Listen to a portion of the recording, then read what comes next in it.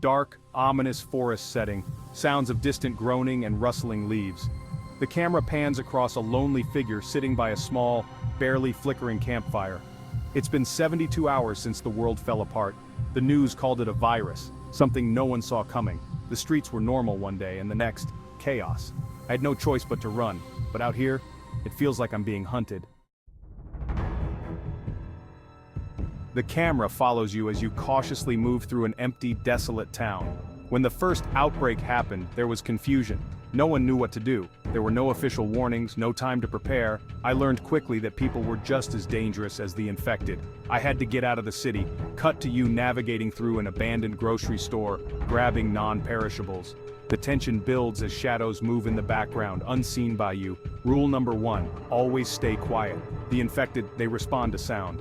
Even a can dropping on the floor could bring them running. A can suddenly falls off a shelf behind you. You freeze, staring wide-eyed into the distance as footsteps shuffle nearby. We're not alone. You're now trekking through the forest, glancing over your shoulder every few moments. The sky is overcast and fog rolls in, thickening the atmosphere. Cities aren't safe anymore. Too many people, too many infected. I had to make a choice. Head for the wilderness. Fewer people means fewer infected, but it also means isolation, and that can be just as dangerous. Cut to you setting up a small makeshift camp in a clearing. The wind howls and the trees creak ominously around you. I've got a fire going, but it's risky. Out here, the infected aren't the only thing I have to worry about. Wild animals, hunger, other survivors. The ones that made it this far, they're not always friendly. Suddenly a twig snaps in the distance.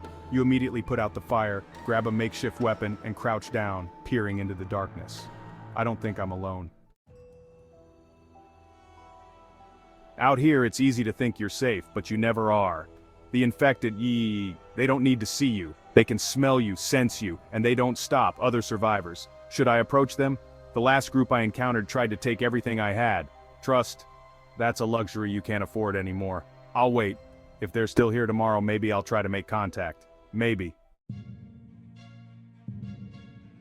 Too late. Rule number 2, never run unless you have to. But when you do, don't stop. Not like this.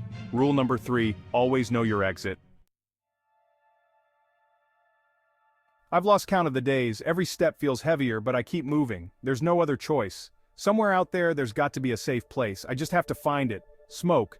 Could be a camp. Could be a trap. But it's the first sign of life I've seen in days. Is this it? A chance to finally stop running? In a world like this, every decision could be your last.